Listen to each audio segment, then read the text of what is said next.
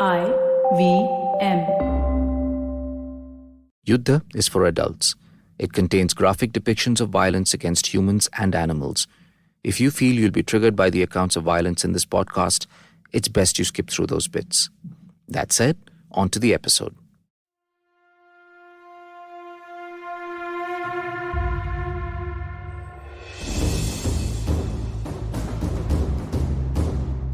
Hello and welcome back to Yuddha, the Indian military history podcast. When we look back at the past, we often make the error of overdetermining events. We imagine that there is a logic and purpose to everything, that there was a predetermined reason why things happened, and that all the events of the past were leading up to some event today. When we study military history, especially, however, we start to appreciate the role that contingency plays, the role that chance plays, and you get the sense of how fluid history is. History was once the present, and history was also once the future. And people living in times before us often had to make choices. Their minds changed. Events happened they could never have ever predicted, and they had to react to them very quickly. And this is very evident in military history. It's also evident in our lives. When we look at autobiographies, for example, it is very tempting for an author to impose a sort of order, sort of controlling idea on their lives, even though lives as they are lived may not have any of those things. And this is also evident in the memoirs of Babur.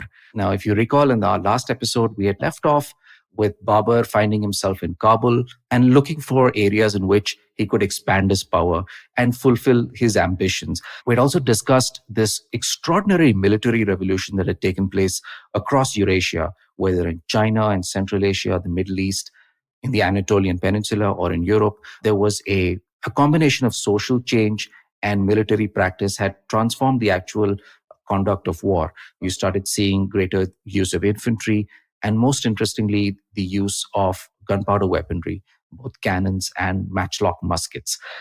This military revolution, of course, had already come to India's Deccan via the oceans, but it had not yet penetrated into India's northern heartland. And that imbalance in military power would have profound consequences for the subcontinent. And one person who was very keenly aware of this military imbalance was Babur himself. He had made his first incursion into India in 1505, but that was very minor. He basically rode up to the banks of the Indus and went back.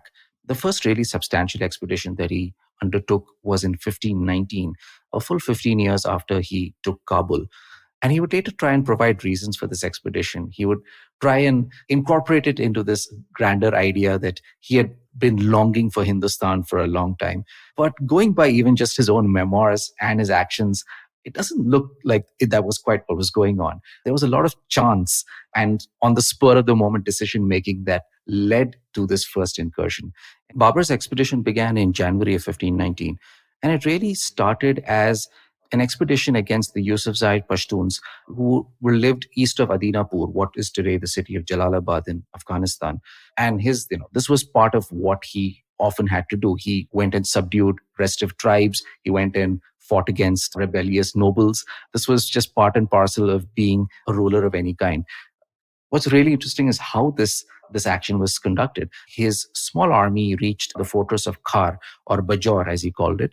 And this little force of his were not just equipped with the usual ballistas, composite bows. They also had tufangs, or muskets, matchlock muskets, as well as a small number of firingi, or cannons. And the use of these are really remarkable because the inhabitants of Bajor had never seen such firearms. And you might think that at first they were terrified, but according to Babur's own account, these people actually showed no fear and, quote, even made fun of the noise with obscene gestures when they heard it, unquote. So the use of these muskets must have seemed really strange to the inhabitants of Bajor, who were, safely ensconced in their walls, or so they thought. But of course, Babur's tiny force was highly committed, and they began to show how effective the muskets could really be. And I'm going to quote directly from the Baburnama here. Babur writes, Ustad Ali Kuli shot 5 men with his that day. Wali Khazin shot 2 men with his. Other men showed great prowess in firing their guns and performing well, shooting through shield, mail, and gavasuru, unquote. We assume gavasuru is some kind of armor, though we're not quite sure. But what's clear from this account is that at least 10 Bajoris had been shot down, And it got to the point that the Bajoris couldn't actually put their heads up on the walls of their own fort lest a musket ball take them.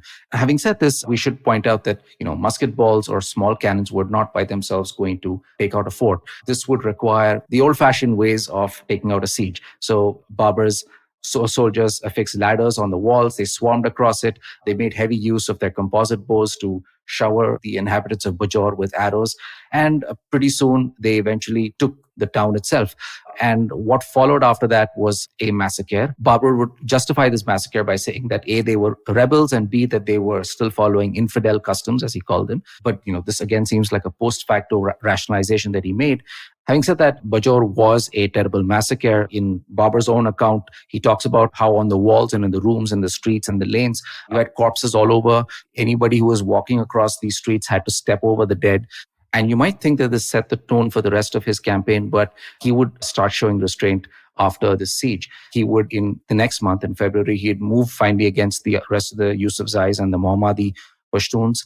And eventually he'd swing southeast and he would finally crossed the Indus for the first time in his life. And he went up the Salt Range to the eastern banks of the Jhelum River. By now, he was well inside Punjab. And the reason he did this is unclear. Going by his own rather confusing account in the Baburnama, this was the time that he started seeking out what he called a mulk girlik, which is an old Turkic term meant to signify the act of seizing a state. In short, this relatively small-time ruler, Babur, was going to go out and seize a kingdom of his own, a sizable kingdom of his own. In reality, it's not quite clear if this was the moment that he actually decided. It may have come earlier. The idea may have still been floating around his mind. It would not have been obvious to Babur at this time how far into the Indian plains he could go. What had become evident to him, however, was that he had the sort of force that had at least tactical superiority over a lot of the forces that could be fielded, whether in Khyber Pakhtunkhwa or in Punjab. Once he reached the eastern banks of the Jhelum, Babur decided to go and take on the town of Bhera, which is very much in Punjab. And on the 21st of February, his army approached the town in fully deployed battle array, and the town gave up without a fight. Babur makes it clear in his memoirs that he did not let the inhabitants be harmed in any way, and that in fact he punished some of his own men for such acts. Some of his men had their noses slit, and some were even executed for mistreating the inhabitants. Now, at this point, Babur has the entire plains of India ahead of him. There are many rivers to ford if he were to go east, but it's also a good time perhaps for him to understand or to gauge what his potential foes are like. So on the 3rd of March, he sends out messengers to Sultan Ibrahim Lodi in Delhi and to Lahore's governor as well, Daulat Khan Lodi. And he basically very bluntly and undiplomatically demands that he be handed over territories that belong to the Turkis or to his ancestors, especially Timur Lenk. He does not get a positive reply to this, naturally, but it's also significant that it's at this time that he is informed that he has a son, and he decides to name the son Hindal, which literally means taker of Hind or conquest of Hind. So there's a political motive in giving his son this name. And perhaps something is changing in Babur's mind. He did not start out this campaign, no matter what he says in the Baburnama, he did not start out this campaign thinking about conducting a raid deep into Hindustan. But what you get the sense of at this time is that this petty little raid by this relatively small-time warlord, who's nevertheless a fairly extraordinary man, a cosmopolitan, highly educated, highly talented and intelligent man, very curious person. He's sensing opportunities. Still a very cautious person, but he's sensing opportunity here. And he justifies this by saying this was the time that he thought of conducting a mulk girlik, which is a Turkic word simply meaning this act of seizing a kingdom. Babur is once again providing a sort of post facto justification for his actions. After a sort of desultory campaign, he's giving shape and a controlling idea to his actions and justifying them for the future. It's very interesting to see the evolution in Babur's mind from, going from a small-time warlord who's suppressing some rebels, then going out and looking for loot, basically, thinking about basically going big time. Maybe this is his opportunity. And it's not surprising that Babur thinks that his opportunities may lie in Hindustan.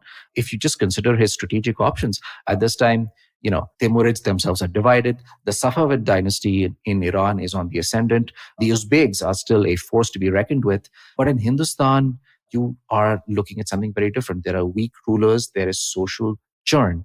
Now Babur is very much a man who, loved the hills and gurgling streams and melons, but he knows an opportunity when he sees one. And he knows that in that turmoil of Hindustan, he might have an opportunity to become something more, much more than a petty warlord. What I find so interesting about Babur in these decades, and especially the stuff that he's writing in the Baburnama, is that, as you said, Aditya, you can really see this highly intelligent, highly calculating, highly curious, and in a lot of ways also a highly sensitive mind kind of sifting and reacting, and like an idea of considerable grandeur that he could probably never even have imagined, right? I mean, Babur is not a guy who lacks for ambition. You can tell that from the fact that this guy, when he was a freaking teenager, is going and trying to attack Samarkand, for example. But that ambition that he had as a child was very much tempered by a lot of the reverses that he suffered at the hands of the Uzbeks, and then through much of his later career, which involved him having to come to accommodations and really learn how to be diplomatic and bind together these very fractious tribesmen of the general Central Asian region to his will.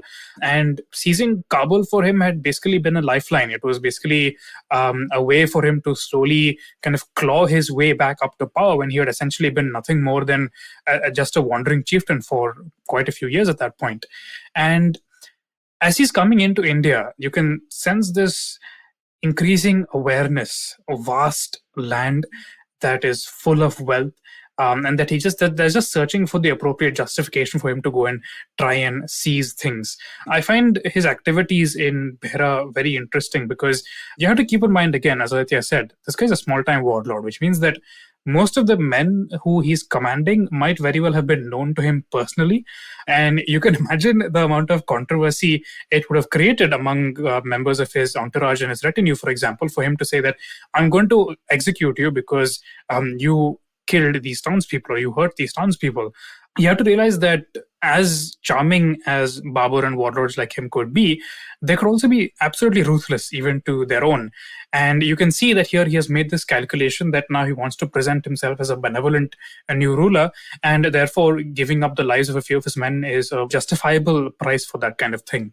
You really have to put yourself in this guy's brain, right? He's coming from this highly cosmopolitan Turco-Mongolic heritage, which Aditya talked about, and he's entering this very strange land. He's seeing unfamiliar mountain ranges, seeing unfamiliar mountains. The land is far more fertile, lush, warm than anything he's used to, and gradually things are falling into place for Babur. If you take a step back, you can see almost two things happening at the microscopic level, at the level of individuals. We've talked about what might have been going on in Babur's mind, but if you were to kind of extend your understanding to these much deeper trends and take this kind of 30,000 foot above view that we used so frequently in our last episode, you see again that something's at play in the world at large, right? We talked about the Central Asian way of war, how absolutely ruthless, cutthroat, and effective it was. And we are seeing that across the world, gunpowder is increasingly being adapted to create these very, very unprecedentedly powerful state structures.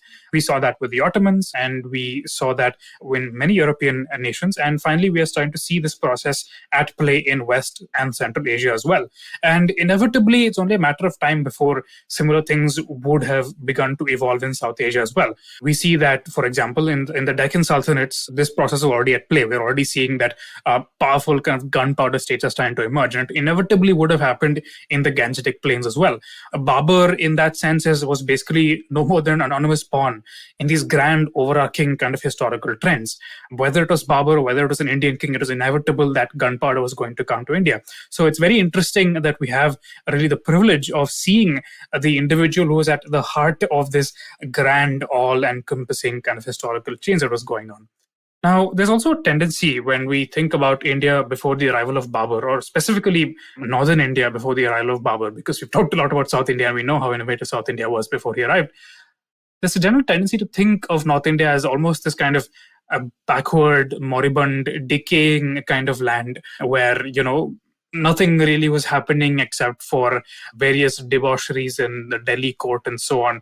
But that's not really the case at all if you actually look at evidence from the times. The late Delhi Sultanate actually displays a lot of very interesting trends. And it's not just these are trends that aren't just really limited to Delhi, but spread across much of northern India, north of the Narmada River, really. Among the most interesting of these trends is, for example, the fact that you have many innovative new regional kingdoms emerging. And that between all these regional kingdoms, you see, firstly, the movements of large amounts of military personnel who really describe themselves with two broad kind of identities or two broad kind of identity markers. There are people who call themselves Rajputs and people who call themselves Afghans.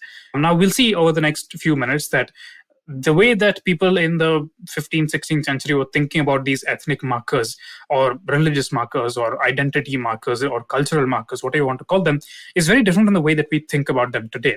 The other big trend, as I mentioned, was that because of these new kind of regional codes emerging, you're starting to see very interesting new kind of cultural equilibria and cultural accommodations that were being made. One really great example is the first really what is believed to be the first great work of Hindi literature.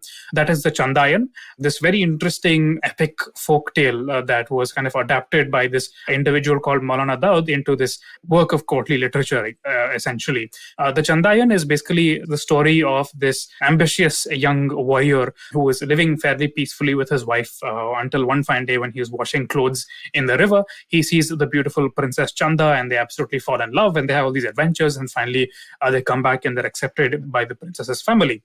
This is interesting for quite a few reasons. First of all, the Chandayan was enormously popular in all these new kinds of regional courts that were emerging. A substantial proportion of texts that survive from this 15th century in the Sultanate's courts were of the Chandayan, and they're very interestingly also illustrated. Probably some of the earliest examples of Sultanate-style illustrated texts that we have surviving from northern India. And if you look at the art style on these Chandayan manuscripts and you compare them to manuscripts of Jains, for example, that were commissioned in Gujarat, of which you can see a lot of examples in the National Museum today, you will be absolutely gobsmacked to realize that the art style is extraordinarily similar, because you very often had the same artists working for both Jain and Muslim patrons, which I find very interesting. And really, the fact that you had artists who were working for both Jain and Muslim patrons is just the tip of the iceberg as far as the social dynamics of this period are concerned. We have some very, very interesting Sanskrit texts. For example, there's this text called the Purusha Pariksha, which was written around the 15th century or so, and it's ostensibly the story of this Brahmin who is trying to teach this king how to gauge who the most appropriate bridegrooms for his eligible daughters are. And a number of these stories feature both Hindu and Muslim kings. And very interestingly, the way that Muslim kings are treated is, oddly enough, not different from the way the Hindu kings are treated. For example, there is a description of Sultan Muhammad bin Tughlaq embarking on an expedition against an individual who's called Kafir Raja. This is interesting because here you have a Sanskrit text which is describing a Hindu king as a kafir, which again shows you that the elites of the 15th century had become highly cosmopolitan, and really they had kind of interwoven ideas of Muslim and Islamic kingship into their sense of how the world worked. And the story of Muhammad bin Tughlaq involves two young Kshatriya princes basically competing with each other to do the Sultan the best service. One of them is mortally wounded, and the other one praises his wounded companion to the Sultan, requesting the Sultan give him additional honors as he's lying there dying, which is again very interesting because it tells you that to the Sanskrit-speaking world of the 15th century, service to a sultan was functionally indistinguishable from service to any great Maharaja the Raja. Interestingly enough, we actually have a lot of examples of Muslim administrators actually using Sanskrit to distribute land grants and to grant rights to communities that they ruled over. You have many, many examples of various sultans being described in Sanskrit terms, such as Maharaja the Raja. You see that there seems to be this emergence of this new kind of clerical class that could speak both Sanskrit and Persian. And these guys could be either of Central Asian, West Asian origin, or even a South Asian origin. In fact, one of them is attested even to have been the vizier of Muhammad bin Tughlaq himself in the 14th century. So it's a very interesting, very multicultural kind of world. You have the emergence of classes whose status really is defined by their closeness to various power centers. You have everything from itinerant poets who are kind of wandering around. You even have an example of a South Indian poet called Gangadhara, who initially starts out his career in the court of Vijayanagara and then ends up in the courts of northern India, works for the Gujarat Sultanate for a while, and then ends up working for various smaller Rajput courts in Malwa. But you also see that especially ambitious military men, very often through attachment to one of these regional courts, rise up to power, kind of carve out a little power base for themselves, and then try to keep at bay both other ambitious men like themselves who are trying to rise up the political hierarchy, while also trying to define themselves in relation to one of these great regional power centers through the commissioning of literature.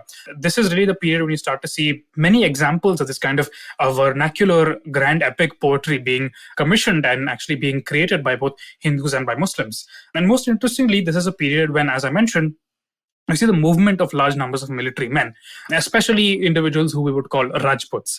Now, the Rajputs that we are most familiar with today are these very, very manly men with these long flowing mustaches, wearing chain mail armor and riding on horses, and being very, very powerful and strong indeed, and being very chivalrous and committing johar at the drop of a hat. But Rajputs in the 15th century were actually a much more diffuse kind of group. You had many, many different kinds of Rajputs who came from a variety of social backgrounds. In fact, very few of them came from these grand aristocratic military houses. Most of them really came from pastoral backgrounds. They were essentially young men or jawans who would leave their homes roughly at the age of 20 or so, strike out to kind of associate themselves with some kind of small-time or big-time warlord. In the process of serving this warlord, gradually get richer and richer, and then eventually return to their homes at the age of 40 or so to have sons who would continue this kind of cycle. You did have some Rajputs, of course, especially in the western parts of India, who had successfully managed to carve out kingdoms for themselves. Many Rajputs, for example, made fortunes out of preying on the movement, on the import and export of horses from Gujarat deeper inland, and gradually used that to essentially become warlords and kings in their own right. But you see this very interesting group of people called the Purbiya Rajputs, who essentially come from this region that corresponds to the central Gangetic plains, essentially which seems to have had a surplus of military manpower. And these guys would constantly be moving into central India, especially into Malwa. They would attach themselves to various power brokers. These power brokers would get together large numbers of these young men and offer their services essentially to either the Sultanate of Malwa or to the Sultanate of Gujarat. They would very optimistically kind of play off the great Rajput houses of the Western India, especially the region corresponding to modern Rajasthan, against all these other kind of regional sultanates and kind of make fortunes for themselves in the process. The Purbiya Rajputs are really a very, very interesting feature of the 15th century. Unfortunately, we don't have too much time to get into them right now, but hopefully we will do that in some other podcast. But very interestingly, the Purbiyas aren't the only group of manly men who are going about making fortunes through military service. You also see, for example, Afghans doing this. From roughly the early 15th century or so, Afghans had been migrating into the plains of northern India in larger and larger numbers, partly helped by the fact that you had Afghan dynasties who had seized control of the Delhi Sultanate at the time. And these Afghans, again, they very often kind of became grandees and aristocrats in their own right. If you see the reign of the first of the Afghan sultans of Delhi, Behlul Lodi, for example, Behlul Lodi kind of presented himself essentially as the first among equals for various Afghan clansmen. The guy never sat himself on a throne. He would always seat himself on a carpet with other great Afghan aristocrats. Gradually, his successors would kind of begin to try and centralize the Delhi Sultanate by kind of trying to sideline or kind of involving themselves in the disputes of these great Afghan aristocratic houses, which would have rather damaging consequences down the line, as we'll see. So one very simple way really of summarizing all this complexity is to basically say there's two great overarching identities of military individuals who are going around and messing stuff up for everybody else, which is leading to considerable kind of political, cultural effervescence throughout much of northern India at the time. And of course, when we talk about Afghans and Rajputs, again, we have to remember that these are identities that very often kind of transcend religious, cultural, ethnic, caste boundaries. These are people who could be Adivasis, for example, Bhils, could sometimes describe themselves as Rajputs. Sometimes you would have relatively low status groups in northern India who would convert to Islam in order to enlist under some warlord and in return would claim for themselves the title of Afghans. So Afghan, Rajput, all these titles are kind of fuzzy and kind of overlapping and kind of vary a lot in the 15th and 16th centuries. We'll see more examples of this kind of follow Babur in his campaigns through India once again. But the important thing to remember is that, once again, as always, this is a much, much more complex kind of time than we generally give India credit for. And since this episode is going to be coming out a few weeks after the Taliban has taken over Afghanistan, I think it's important also for us to recognize, as we're sitting here today, that Afghans have played a very profound historical role in shaping the history of South Asia. And many South Asian states, many South Asian militaries, many South Asian histories would not have unfolded the way they did if not for Afghan involvement, whether for better or for worse. We will talk about one of these examples, especially in this fascinating Afghan individual called Farid, later known as Sher Khan and Sher Shah Suri, in a later episode. But just keep that in mind for now. So coming back really to northwest India, coming back to Punjab, on the eve of Babur's perhaps most devastating and most successful invasion in 1526, you see the Lodi dynasty, these Afghans who were ruling over Delhi, kind of reigning over a polity that is extremely decentralized, that is extremely kind of riven by these factional rivalry between these great Afghan warlords. And as Aditya mentioned a little earlier, Babur had shown himself aware of these facts when he made his audacious demands for territory in this region. And as we'll see, as audacious as these demands were, Babur could and did have the military means to actually back them up and make something of his growing ambitions. Anirudh, it's hardly surprising that Babur's ambitions were just getting whetted, right? He had made an initial incursion into Hindustan. He had got time to assess the lands were like, what the political landscape was like.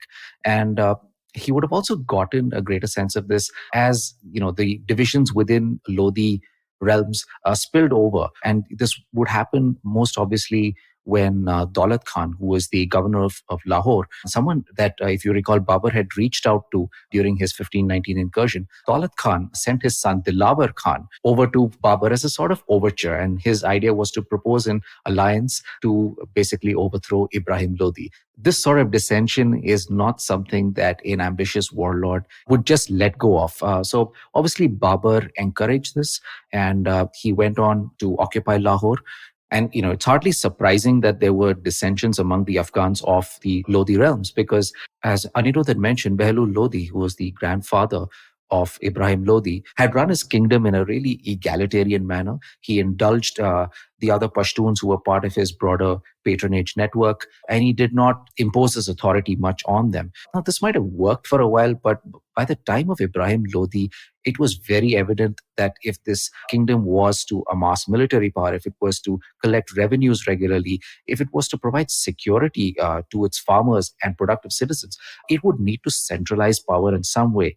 And that meant imposing authority. And this did not really work very well in Pashtun tribal culture at that time. And there was a lot of resentment and violence, vendettas that was sparked off in Ibrahim Lodi's attempt at centralizing power to some extent.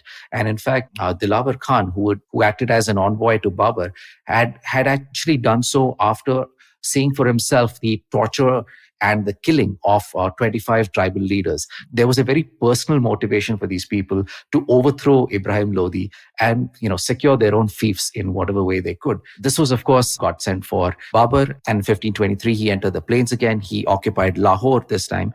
And he encouraged Daulat Khan to basically wage war against Ibrahim Lodi. This did not work out very well. Their attack on central authority was very badly planned, ill-conceived. It fell apart. Eventually, at one point, Babur himself had to fight off a small Lodi force. But what was clear by now was that while Babur could not count on allies within the Lodi dynasty, he could, with greater organization, with purpose, with better equipment, put together an army that could potentially go and take on Ibrahim Lodi in Delhi and Agra.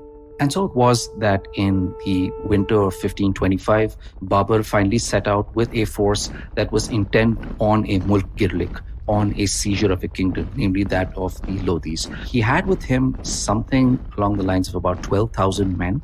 That might obviously seems like a very small force, and it was. But like we discussed, this force had matchlock men, it had cannons, it had at least two very effective contingents of Mongol horse archers, as well as other cavalry and infantry. This was the core of Babur's army. As he entered the plains, he would collect more people. He would collect Lodi defectors. He'd collect troops that he had garrisoned in Punjab during that time. And so his army swelled. It's very difficult for us to give a precise estimate of what the size of his army was, because it includes retainers and as well as all these additional troops who had joined him. But it was probably somewhere along the lines of 15 to at most 25,000 soldiers. And so this force marched across the plains. They would sometimes skirmish with the Lodis, but they always beat them back.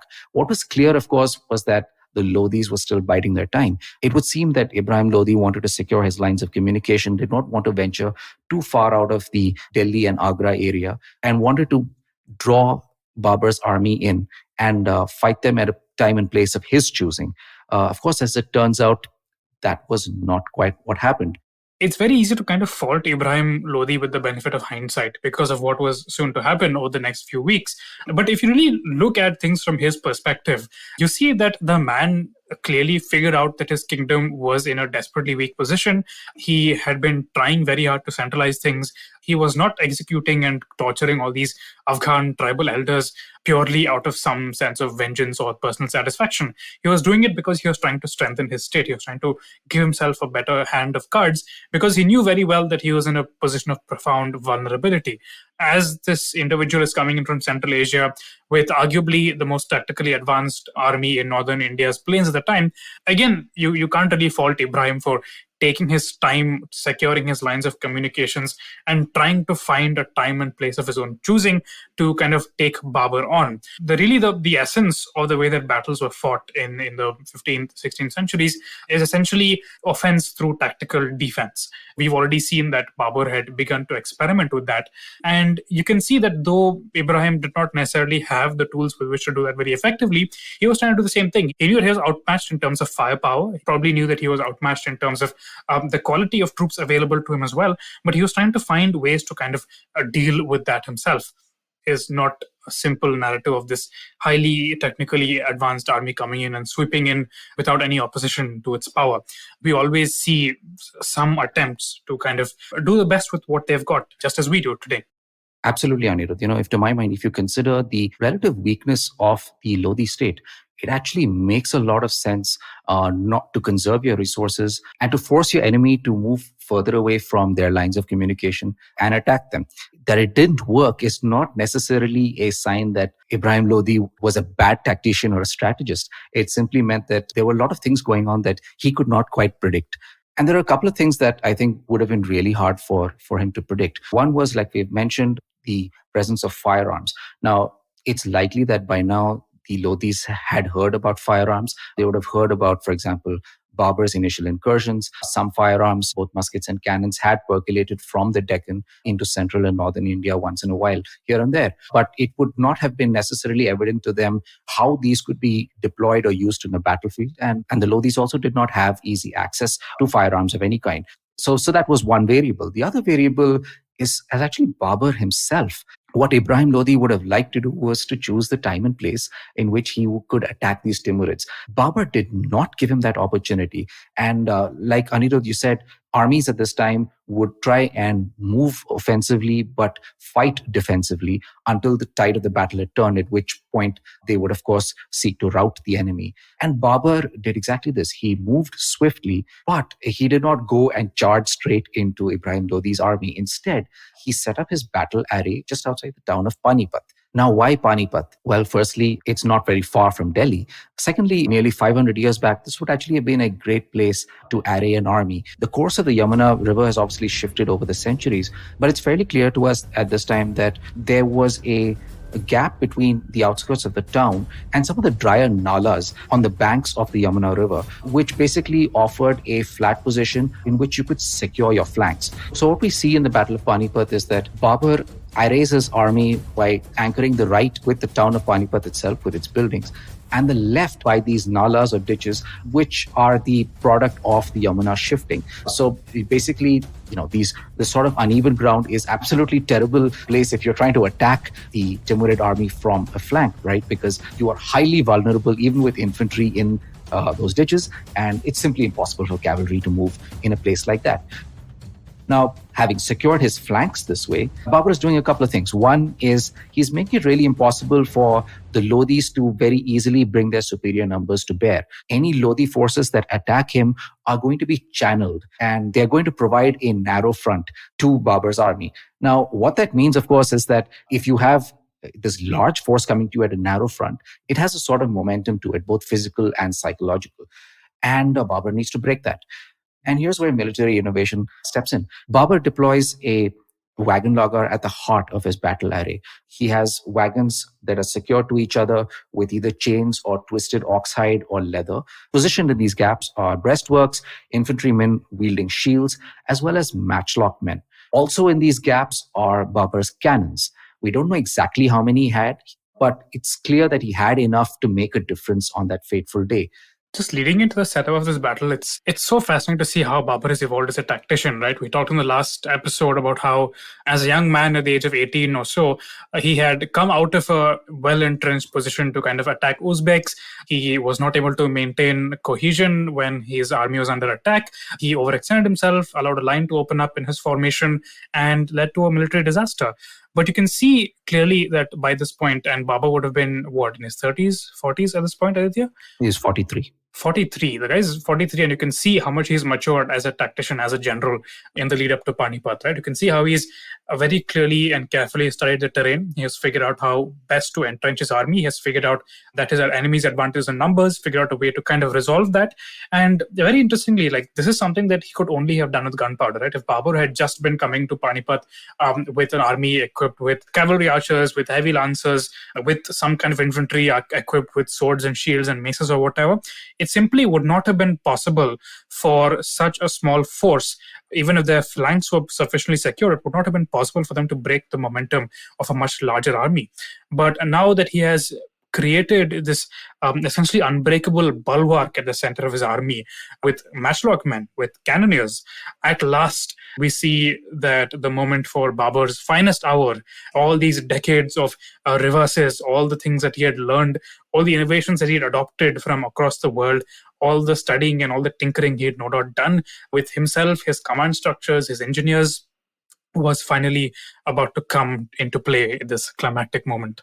Absolutely, Anirudh. This is a battle array that is born out of both bitter experience as well as learning from the Ottomans. He is basically using what they call the Rum Dasturi, or the Roman method of securing your center with a wagon logger, reinforcing it with infantry, including infantry armed with firearms and cannons, and having your flanks protected with cavalry, who could also act offensively when the moment was right. It's important for us to understand the utility of the wagon logger. So one, obviously, when you have a bunch of wagons with, either twisted oxhide or leather or perhaps metal chains between them, one is it's obviously impossible for enemy cavalry to get through. These wagon loggers also act as obviously a sort of field fortification that can basically break the impetus of an enemy charge.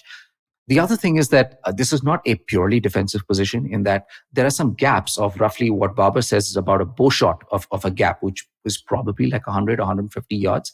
There are some of these gaps left between the carriages, which are meant to allow Timurid infantry to surge out. So this is not a purely defensive formation for a couple of reasons that we'll get to.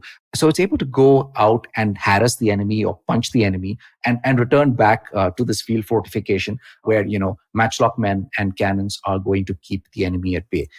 Now, of course, when you have a defensive formation like this, the question is, how do you get the enemy to attack? Now, typically in the 14th and 15th and early 16th century, if you were doing this, if you were moving offensively and fighting defensively, you would do a couple of things. One is either you would hold a town that was very dear to the enemy at risk. So if you held such a town at risk, the enemy would be forced to attack you lest they lose that town.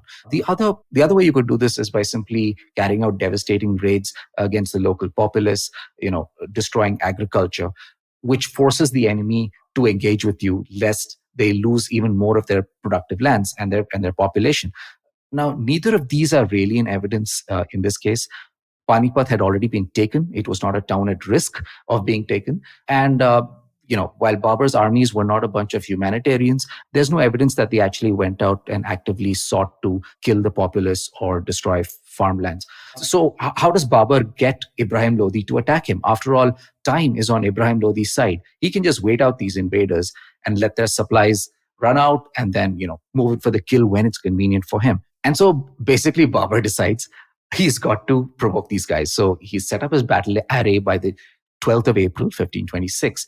And over the next 1 week, what you see is a series of raids conducted into the Lodi camp, basically meant to provoke them. So Babur himself writes in the Baburnama about how they would go and kill sentries, they would behead some Lodi soldiers, basically trying to get these guys to attack.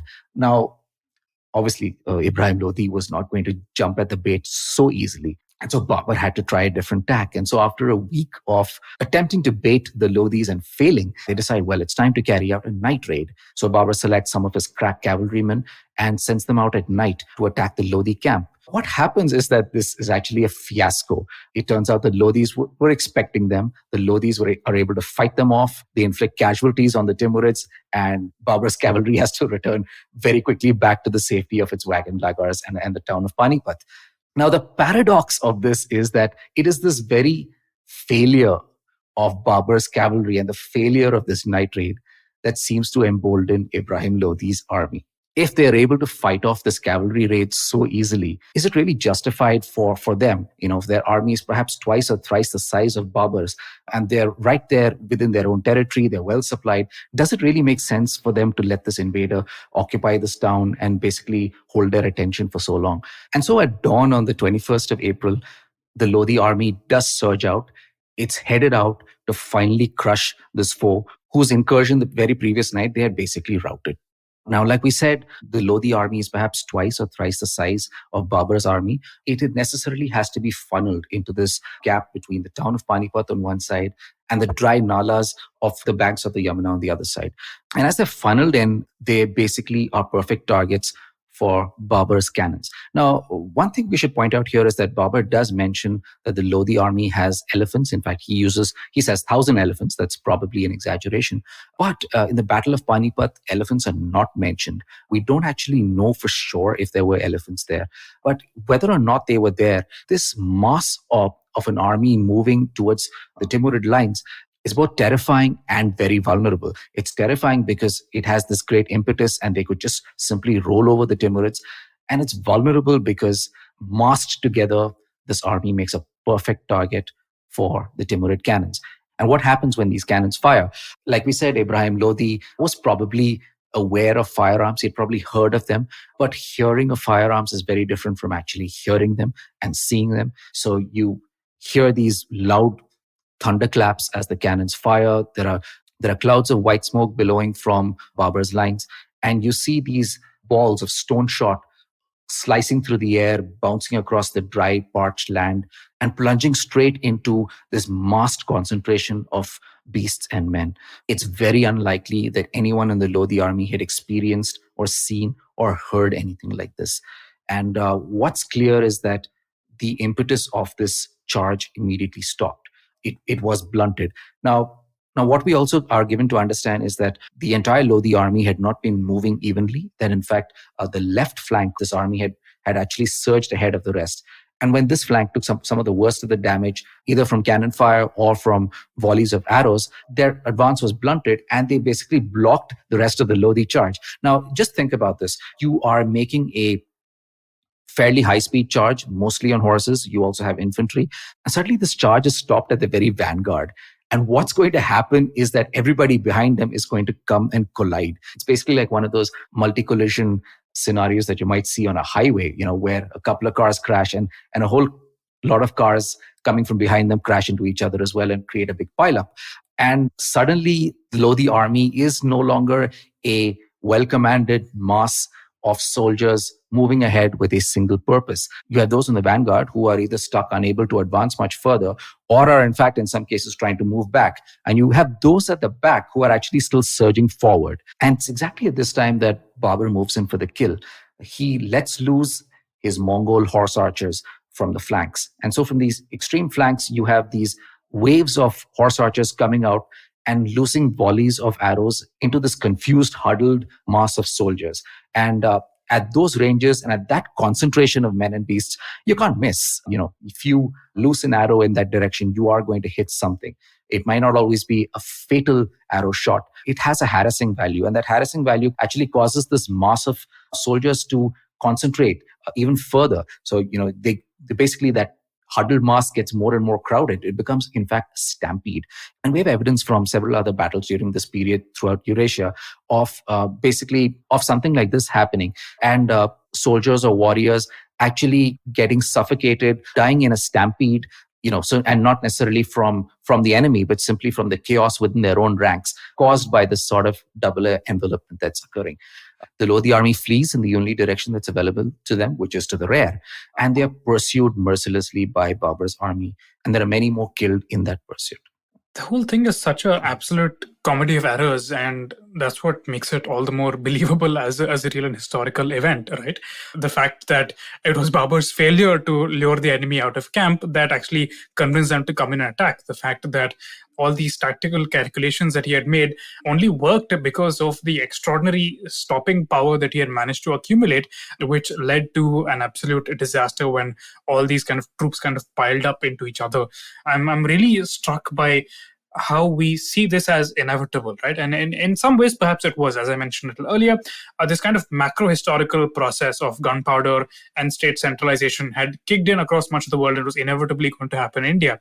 But to see how in this specific case, it was so contingent on so many things. It could very well have been that Babur failed in his attempt and that the Lodi state eventually managed to centralize and then got gunpowder for itself and then did its own thing. But that's not the path that history took. And so often it seems that the outcome of history kind of teeters on a knife's edge. And because of Babur's victory at Panipat, this small-time Central Asian warlord coming in with the attitudes of the Persianate world, with the culture of the Turco-Mongol world, suddenly finds himself at the gates of arguably one of the most lush, populous and agriculturally productive regions of the world at the time. But there were many, many more enemies for Babur to defeat along the way. And there were already some of them beginning to gather to his south and to his west. And it would only be a matter of time before he would have to face them on the battlefield once again. India's military history is fascinating, horrifying, and spellbinding. It is also misunderstood. Historical figures did not live, kill, and die in order to conform to our political beliefs. And military history is not just a series of battles, it's a way of looking at our past. And the lens of military history is dark, but it is also illuminating, revealing the political, social, cultural, and economic forces that shape the subcontinent. If you agree and would like to help more people understand India the way we see it, the best thing you can do to support us is to leave us a review and tell others about this podcast. And while you're at it, please support the IVM Podcast Network as well by listening to Yuddha, Echoes of India, All Things Policy, and other shows on the IVM Podcasts app or wherever you get your podcasts.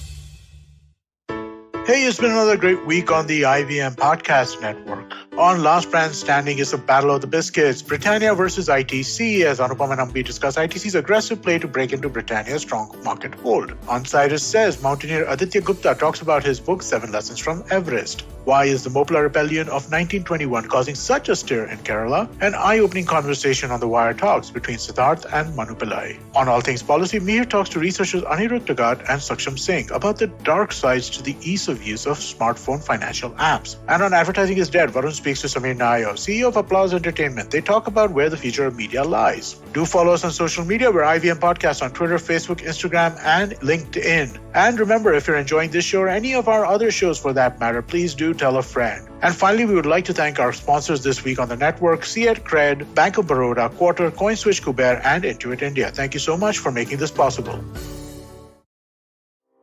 Do you wonder why China does the things that it does? Or want to know how we could improve online privacy? Or perhaps you're thinking about how we can kickstart India's economy.